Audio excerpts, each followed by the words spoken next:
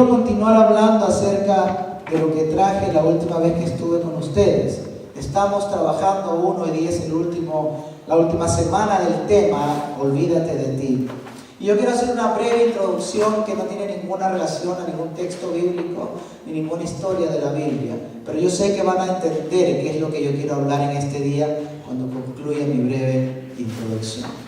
Yo trabajo en una organización del gobierno que se llama Arbetsförmedlingen. Arbetsförmedlingen tiene como función principal ayudar a la gente a conseguir trabajo. Tengo allí trabajando ya aproximadamente 9 años, tal vez casi 9 años. Y durante este tiempo me he dado cuenta que nosotros hemos tenido diferentes grupos de prioridades, diferentes estrategias de trabajo. Hemos tratado de organizar a los grupos en cultura, bien si son nuevos en el país, si son jóvenes, si son adultos, si tienen mucho tiempo en Suecia, si tienen poco tiempo en Suecia, si hablan otro idioma, si están mucho tiempo inscritos en la oficina o muy poco tiempo inscritos. Lo importante en todo este asunto era organizarlos en grupos que sean homogéneos para que facilitaran nuestro trabajo administrativo. Teníamos siempre que estar preocupados de dar la información correcta en el momento correcto, hacer todo el trabajo administrativo que significa inscribir a una persona en nuestra oficina. Teníamos que hacer planes de acción, reuniones personales, reuniones en grupo. Teníamos que preocuparnos de darle a las personas los recursos que le pudieran ayudar a solucionar su problema, que es no tener trabajo. Cada vez que llegaba un nuevo gerente, un director general a nuestra organización, porque hemos cambiado en el transcurso de los años, se daban cuenta que la sobrecarga y el trabajo administrativo en el personal era demasiada. Hoy día, aproximadamente hace unos meses atrás, tenemos un nuevo director general que se ha dado cuenta de esta situación también y ha llegado a una conclusión. Es necesario que la Oficina de Empleos Arbetsförmedlingen vuelva a la esencia de cuál es la razón por la cual existe. Arbetsförmedlingen no existe para administrar, para organizar grupos. Arbetsförmedlingen no debería existir únicamente para hacer reuniones de grupos, reuniones individuales. Arbetsförmedlingen tiene como centro y esencia de existencia el ayudar a la gente a conseguir trabajo. No me critique porque trabajo ahí. Sin embargo, estamos esforzándonos por eso, pero esto yo lo quiero asociar y hacer un paralelo entre lo difícil y lo complicado. Ustedes se han dado cuenta, hermanos, que siendo que entendemos nosotros como organización cuál es la esencia principal de nuestra existencia, nos damos cuenta que por más que nos esforzamos de hacer todas estas cosas, no estamos cumpliendo con la razón principal por la cual existimos. Eso produce que el entorno, la sociedad, tenga una opinión bastante deteriorada y bastante dañada de lo que es esta organización en sí. Quiero hablarles de la iglesia, porque la iglesia tiene un propósito específico y fundamental que cumplir en este tiempo y en todos los tiempos. Pero en la iglesia, sin darnos cuenta, buscando querer hacer el bien, buscando querer agradar a Dios, hemos hecho estrategias de crecimiento, hemos buscado cómo organizarnos, tener grupos de oración, tener cultos bonitos, invitar predicadores, desarrollar el ministerio de alabanza, buscar que la escuela dominical crezca, porque es el futuro de la iglesia. Hay que ponerle mucho empeño a eso, hay que preocuparnos de las damas, de los varones, hay que velar por nuestros jóvenes. Y a veces nos hemos olvidado de cuál es el centro de nuestra existencia. Estamos moviéndonos y trabajando en todo lo que está relacionado a la iglesia y nos hemos olvidado de cuál es el centro de nuestra existencia. Más importante hoy para nosotros son las actividades que tenemos en la iglesia que Jesús mismo. El centro de la iglesia, amados hermanos, no es nada más que la persona de Jesucristo. Y si nosotros vamos a aprender a olvidarnos de nosotros, tenemos que poner a Jesús como el centro de nuestras vidas. Para muchos de nosotros que estamos sentados en nuestras bancas de congregación, domingo tras domingo, Jesús ha dejado de ser el centro y ha pasado a ser una religión. Más importante para nosotros es cómo está mi casa, mi familia. Es más importante que mi iglesia crezca y que llegue mucha gente a que Jesús sea glorificado. Y el mundo nos está mirando. Y el mundo entiende cuál es la esencia principal por la cual la iglesia existe. El mundo tiene conciencia de cuál es la razón por la cual nosotros existimos como organización, como cuerpo de Cristo en la tierra. Es que el Evangelio se ha extendido, predicado y manifestado en el mundo a través de los integrantes del cuerpo de Cristo. Por eso es que no es de extrañar que la gente en el mundo tiene una opinión deteriorada de lo que es la iglesia. Pero yo vengo con un mensaje, hermanos, porque Dios nos quiere alentar, Dios nos quiere ayudar, Dios nos quiere bendecir. Y Dios nos está llamando como congregación, como iglesia, como cuerpo de Cristo en la tierra, a edificar su iglesia, no nuestra congregación. Entiéndeme, por favor. Porque nosotros como pastores tenemos muchas ganas de que a mi iglesia lleguen 100 más. Dios bendiga al pastor Wilson, pero que esos 100 lleguen a mi iglesia. Estamos preocupados de crecer, de tener cantidad, de tener ministerio, de tener estructura, de tener estrategias de crecimiento. Te cuento una historia. Hemos pasado un proceso largo en la iglesia durante muchos años de transición, del cual aún no hemos salido. Yo soy el resultado de un largo proceso de transición en la congregación donde yo sirvo al Señor. Hoy soy pastor en esa iglesia. Sin embargo, nosotros durante este periodo hemos pasado de ser mucha gente a ser un poco de gente, a ser muy poca gente, a ser 5 algún domingo. Hoy día no estamos allí. Y yo en este tiempo, en estos años, nos hemos dado cuenta que Dios nos ha bendecido, ha entregado una nueva forma de entender las cosas, de ver las cosas de una perspectiva de donde creo Dios nos quiere animar a mirar las cosas para crecer en la fe, no en cantidad. Ha establecido liderazgo, ha establecido principios, nos ha enseñado a ver la vida cristiana de una manera más clara. Y hoy día yo decía, es tiempo de multiplicarnos. Reuní a los líderes de la iglesia como un pastor responsable, pensaba yo. Ahora estamos en un momento importante porque hemos puesto bases. Dios se ha encargado de ayudarnos a poner bases en la iglesia. Es tiempo de tener una estrategia de crecimiento. Mira las palabras que salieron por mis labios. Cuando esa misma noche llegué a mi casa y me puse a orar por este deseo en mi corazón, Dios me dijo, ¿cuál estrategia de crecimiento piensas inventar? ¿O piensas ir a la Biblia? Le pregunté, Señor, yo necesito que tú me digas cuál es la estrategia. Hay una sola estrategia y escrito está.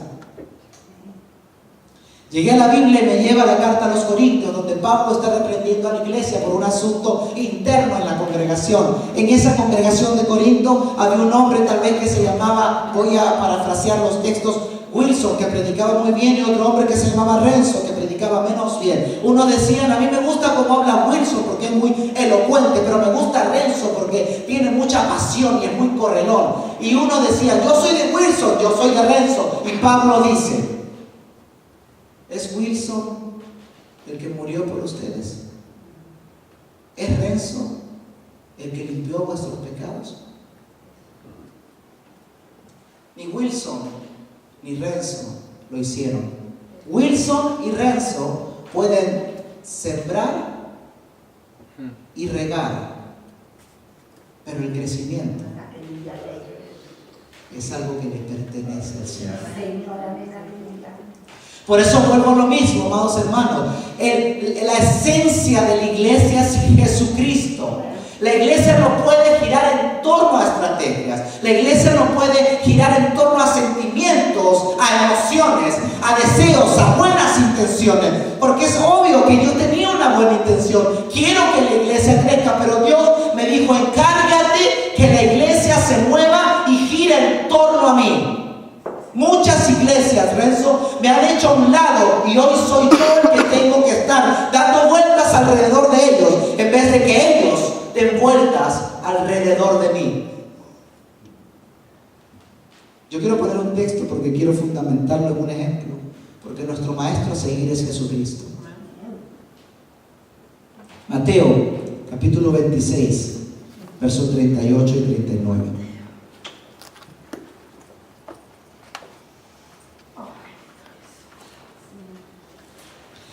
Mateo capítulo 26, versos 38 y 39. Dice así: entonces Jesús les dijo: mi alma está muy triste hasta la muerte. Quedaos aquí y velad conmigo. Yendo un poco más adelante, se postró sobre su rostro, orando y diciendo: Padre mío, si es posible, pase de mí esta copa, pero no sea como yo quiero, sino como tú. Y yo me pongo a pensar, hermanos, porque como predicador quiero meditar en el texto, quiero imaginarme lo que no está escrito, quiero tratar de ver lo que está sucediendo.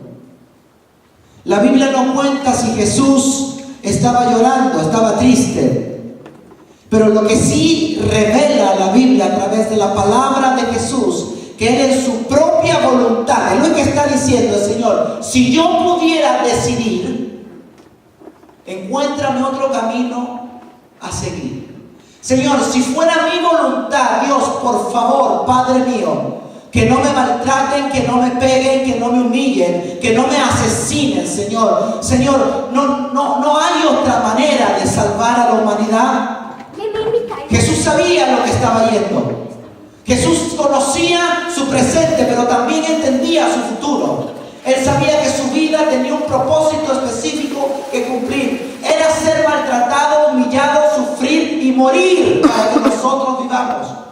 Él en estos momentos está frente a su Padre diciéndole: Señor, Señor, Señor, Señor, tú eres mi Padre y mi Dios, Señor. Tú conoces mi vida, tú me has visto, Dios. Lo único que he querido es obedecerte. Te pido un favor, no hay alguna otra manera de solucionar este problema.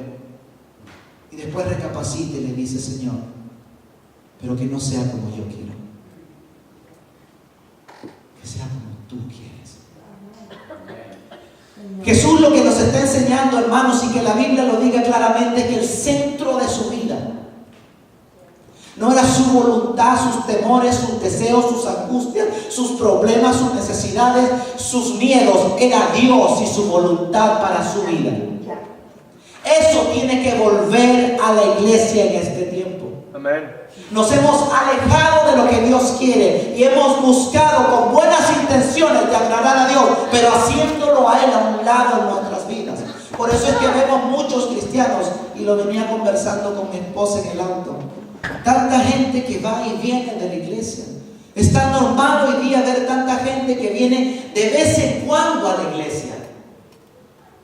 Vienen un domingo y 3 domingos desaparecen. De repente tienen temporadas que vienen 4 domingos seguidos, desaparecen 2 meses. Y después vuelven un domingo. Hoy día la hermana que predicó en la congregación, que espero algún día Dios le permita bendecirles a ustedes también, trajo una palabra, hermanos, que tocó la vida de mucha gente en la iglesia. Y creo que si no la tocó es porque están sordos. Tenemos que poner nuestra vida en torno a Jesús. Tenemos que movernos en torno a Él.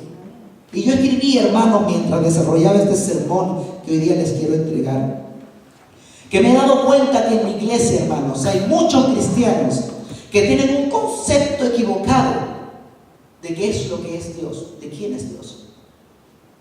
Cuando tú le preguntas a un creyente, miembro de iglesia, ¿qué es Dios para ti?, muchos de ellos contestarán: Dios es quien se encarga de hacer que todo marche bien en mi vida. Otros podrán contestar: Dios es quien me libra del mal y de las tentaciones.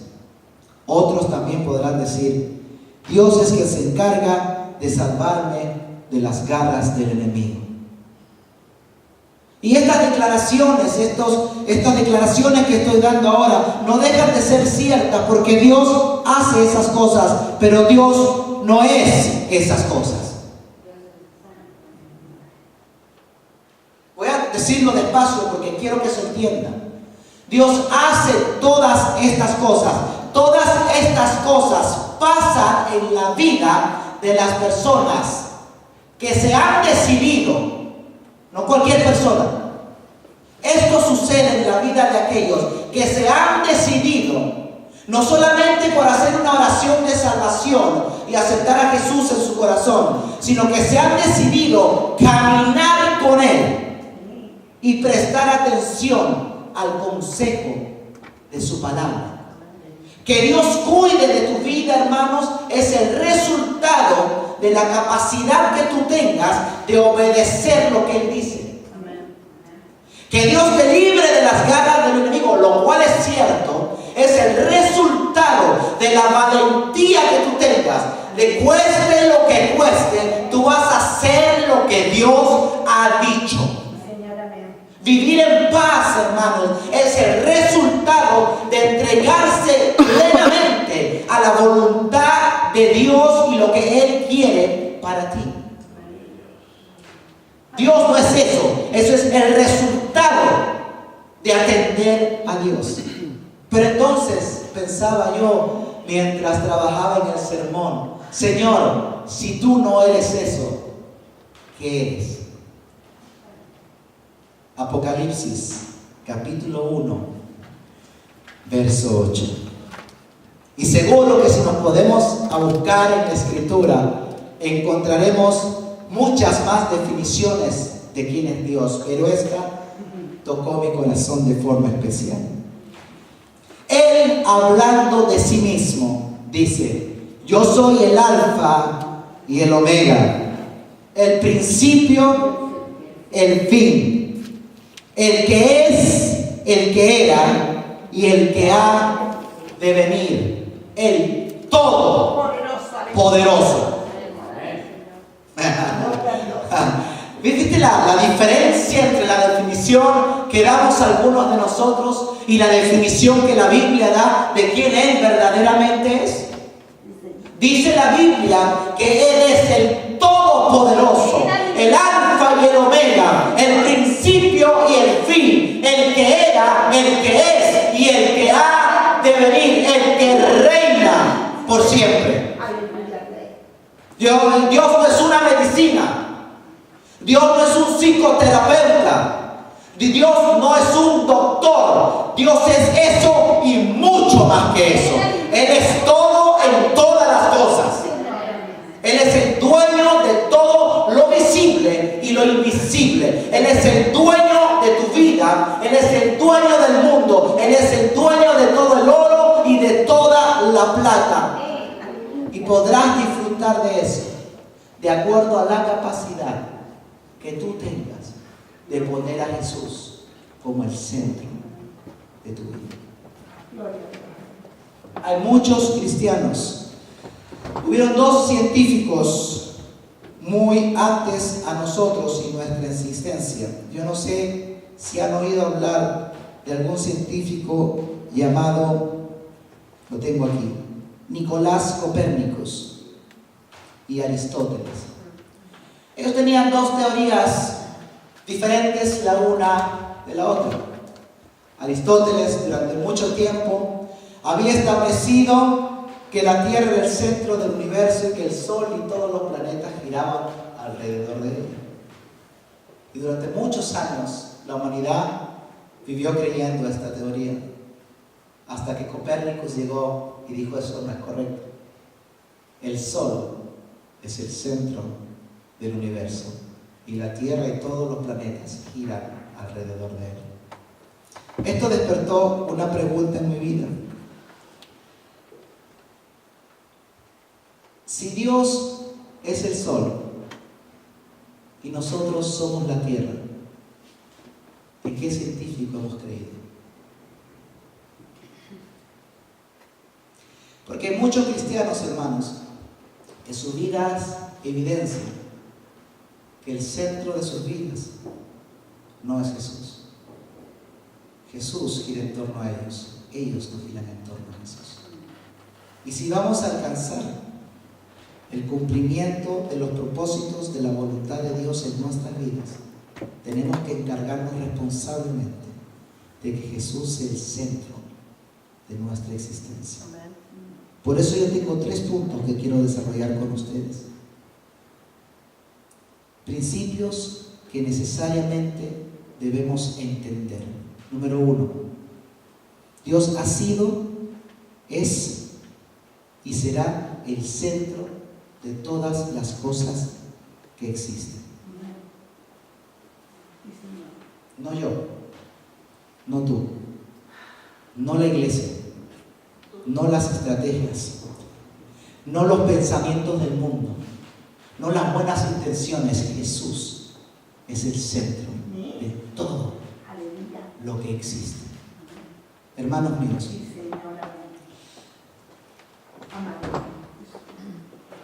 es tiempo de edificar, no una congregación. Es tiempo de edificar la iglesia de Cristo en la tierra. Y si vamos a continuar haciendo ese trabajo, tenemos que encargarnos que los fundamentos sobre los cuales nos paramos sean resistentes.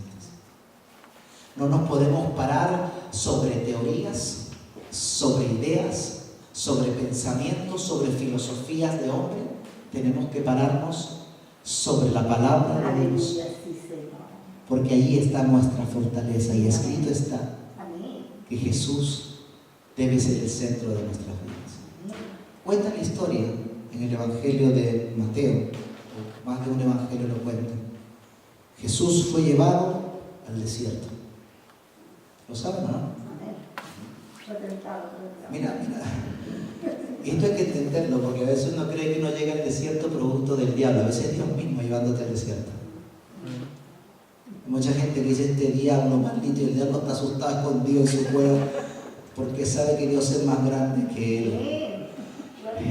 Y de repente es Dios mismo sacándote de tu comodidad y poniéndote en el desierto, porque dice: necesito probarte, necesito trabajarte, necesito formarte. Por eso yo vengo a decirle a algunos de ustedes que muchos de los problemas que ustedes hoy están pasando, las dificultades que están viviendo, son posiblemente la voluntad de Dios para trabajar tu carácter y formarte conforme a su beneplácito, para que cumplas con tu propósito en este lugar.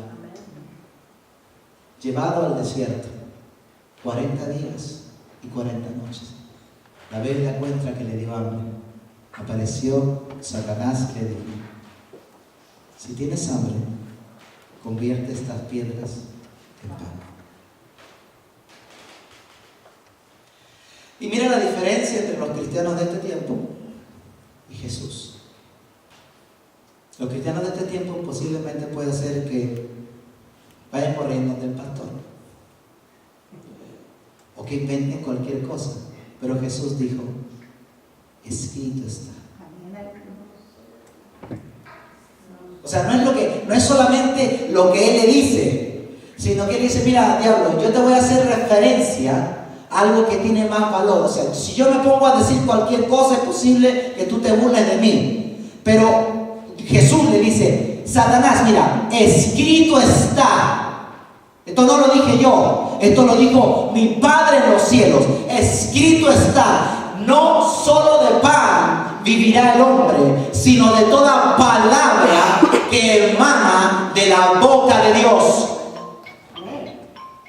Escucha lo que quiere decir. No solo de pan vivirá el hombre. Y el pan a veces, hermano, puede representar, cuando uno estudia teología, ¿qué significa el pan? Bueno, pueden ser tentaciones, pueden ser problemas. Lo que el diablo está trayendo en ese momento es una representación simbólica, ¿no? Era una piedra y gana pan. Pero el pan puede ser que lo que el diablo te está ofreciendo es un trabajo donde ganes más, es un trabajo que te quite tiempo de Dios, es un viaje que te aparte de las cosas de Dios, es una situación que te haga olvidarte de Dios. Y Dios le dice: escrito está. Yo no voy a depender de esas cosas, yo voy a depender de lo que dice la palabra de mi Padre, porque eso es lo que trae a mi vida. Amén. Esperanza. Dios ha sido y será el centro de todas las cosas que existen. Dios es el creador de todo lo visible e invisible. Todo lo creado existe y depende de Dios. Tu vida y la humanidad entera gira en torno a la voluntad de Dios. Todo lo que se ve, todo lo que no se ve, están esperando a que Dios haga su voluntad, que Él decida cómo, cuándo, por qué. Dios es el centro de todas las cosas. Cuando entendamos ese principio, nuestra dinámica de vida cristiana va a cambiar. Es que tiene que cambiar. El cristiano que ha entendido que esto no depende de mí, depende de Dios, que Él es el que manda, que Él es el que tiene voluntad sobre todo lo que existe, lo que se ve, incluso mi vida, mi familia, mi economía, mis hijos. Yo puedo descansar confiado porque sé que Dios está en control. Amén. Dios es dueño de todas las cosas y soberano sobre su creación. Nada existe en su propia fuerza o voluntad. Nada. Todo depende de Dios. Dios es el centro del universo. Estos son principios, hermanos, que conocemos, pero hay que recordarlos. Porque creo que es un tiempo muy importante para la iglesia. Es tiempo de edificar. Número 2. Dios no existe para mí. Yo existo para Él. Porque hay muchos cristianos, hermanos, que se dan el lujo. En esta iglesia no. Que tengo que ser claro, pastor. Quiero venir de nuevo. Que se dan el lujo de querer pelearse con Dios. Creen que tienen derecho a exigirle ciertas cosas a Dios. Creen que porque hacen el bien han ganado algo de parte de Dios. Creen que Dios depende de nosotros. Dios no depende de nosotros. Dios es soberano, es poderoso por sobre todas las cosas. Dios, hermanos míos, no nos necesita. Él quiere utilizarnos, pero Él no nos necesita. Nosotros dependemos de Dios. Él no existe para que mi voluntad se cumpla. Yo existo para que su voluntad se cumpla. Viviendo en un mundo, hermanos, donde la sociedad nos enseña lo contrario. Depende de ti mismo. Preocúpate por ti. Olvídate de los demás. Piensa en ti. Date tiempo para ti solo. Sal a solas, olvídate del mundo. No es de extrañar que a la iglesia se meten esos pensamientos. Pero yo vengo como un profeta de Dios a reprenderlo en el nombre de Jesús y que todo pensamiento de egocentrismo y egoísmo salga de la iglesia en esta hora. Nosotros dependemos de Dios. Yo existo para agradar a Dios. Dios no está a disposición mía. Yo estoy a disposición de Él. Necesitamos entender que Dios nos da a mi servicio. Yo estoy al servicio de Dios. Dios no depende de mí. Él no depende de mis circunstancias. Mi vida y mis circunstancias dependen de Dios. Yo dependo de Dios. Él es el que provee a mi mesa. Él es el que me salva en el tiempo de la angustia. Él es el que me da o el que me quita. Él es el que me bendice o no me bendice. Que Él haga conforme a su voluntad en mi vida.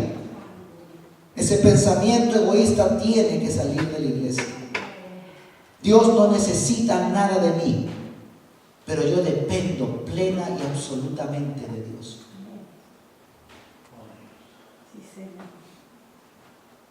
Son principios, hermanos, que yo creo nos pueden ayudar a volver a centralizar nosotros nuestras vidas en torno a Jesús.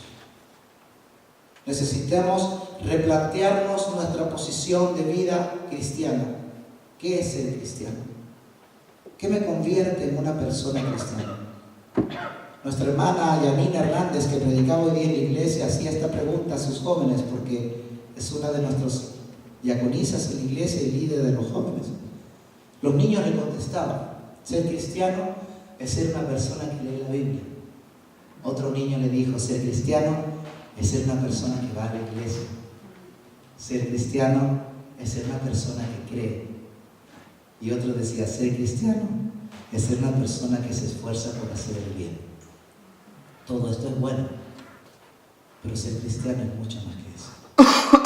Ser cristiano es permitir que Jesús sea el centro de mi vida, que su voluntad se cumpla en mi vida.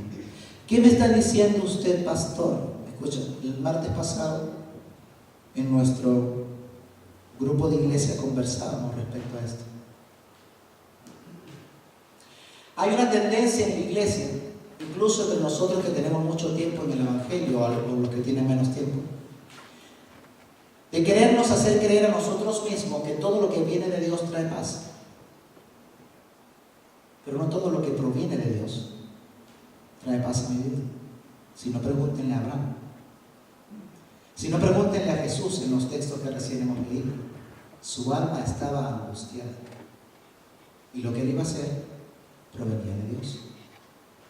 Es por eso que muchos cristianos no están dispuestos a pagar el precio de vivir en angustia, en preocupación, en inseguridad. Porque entienden ellos que si me siento de esa forma, no puede venir de Dios. Pero lo que es correcto ante los ojos de Dios es siempre lo correcto para nosotros. No importa cómo nos sintamos cuando tenemos que hacerlo, la voluntad de Dios es siempre lo mejor para los hijos del Señor. Dios no está limitado a que yo me sienta bien. ¿Se entiende, no? Porque hay muchos creyentes que buscan sentirse bien. Y Dios nunca ha estado buscando por el mundo gente que se sienta bien. Dios nunca ha estado preocupado en hacernos sentir bien. Que nos sintamos bien, hermano, depende de la fortaleza que yo tenga de obedecer a Dios. Resultado de eso es que me sienta bien. Pero Dios no es su mayor preocupación que yo me sienta bien, porque Él sabe que si yo me aplico en obedecerle y hacer caso a su palabra, Él sabe que el resultado será que yo me sienta bien, que mis hijos estén bien, que mi casa esté bien, que yo disfrute de lo mucho o lo poco que tenga. ¿Por qué? Porque estoy siendo aplicado y obediente a lo que Él dice. Pero aquí no hay esos hermanos, pastor, que se quieren sentir bien. Yo glorifico a Dios por eso, porque este es el tiempo de iglesias como esta, congregaciones como Iglesia Nueva Vida. ¿Lo dije bien, pastor? Que la vez pasada dije Iglesia Nueva Creación. No me habló como 4 días, pastor.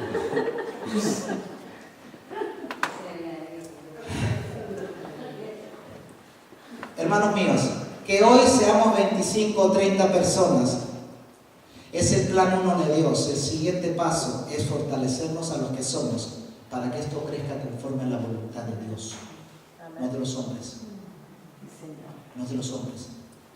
Por eso, hermanos, no nos vamos a esforzar, y yo conozco a su pastor, por buscar estrategias de crecimiento. Nos vamos a esforzar por dar principios que le ayude a la gente a crecer en fe, para que viva Cristo, que no lo hable, que lo viva.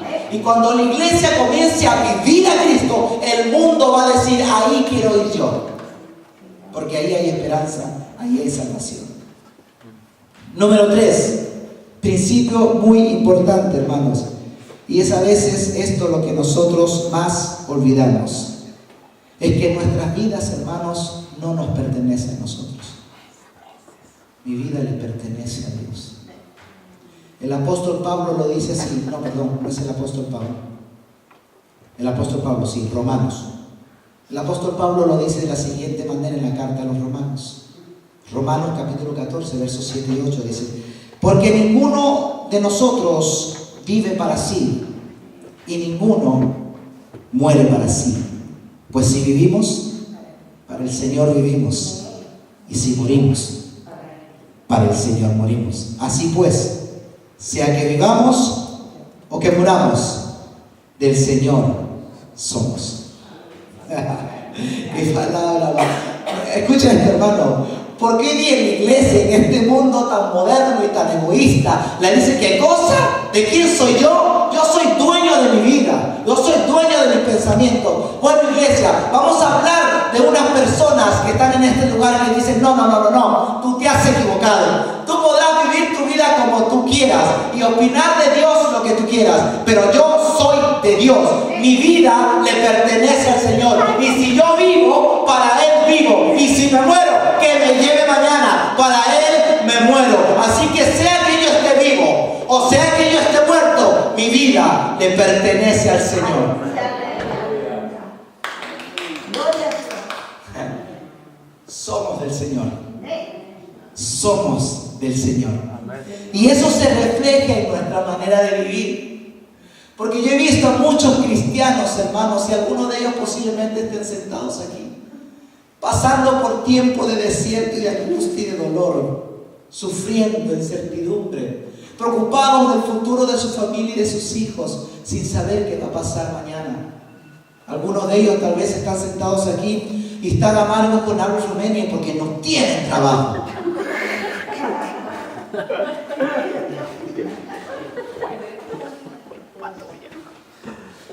¿A qué dije que trabajo? Pero la verdad es esta, hermanos, que a pesar de que ellos y ellas están pasando por esta circunstancia, lo que hace la diferencia entre nosotros y los que no han aceptado y abrazado a Jesús es que no importa cómo yo me encuentre, no importa si no tengo trabajo, no importa que Abre Romania no cumpla con su función, yo tengo a Cristo como el Rey de mi vida. Él es el que me provee, Él es el que me sustenta, Él es el que guarda mi vida, guarda a mis hijos, cuida de mi familia. Y a veces, hermanos, tú los ves, yo he pasado por tiempo de angustia y tú los ves, yo los veo cuando dice, hermano, no se asuste por lo que ve, porque me veo viejito, me veo cansado, me veo triste, me veo enfermo, pero por dentro, hermano, usted no sabe la pasión que tengo por mi Cristo. Él me ha salvado, es mi Señor, y alabo su nombre donde quiera que Él me tenga y como quiera que Él me tenga, porque Él vive, Él reina, Él es mi Señor, Él es el centro de mi vida. Para Él vivo, para Él moriré, en Él estoy, en Él camino, en Él subsisto como persona. Él es el centro de mi vida. Tu vida es propiedad de Dios. Tienes que esforzarte por vivirla para Él. No eres dueño de tu vida. Cuando te entregas a Dios, tu voluntad propia debe pasar a ser un asunto de segundo mesa. Es la voluntad de Dios la que debe reinar en tu vida. Yo quiero concluir y cerrar este sermón recordándonos a nosotros mismos que Jesús es el centro de nuestras vidas, pero también preguntándonos, ¿qué más puedo hacer para asegurarme que Jesús es el centro de mi vida?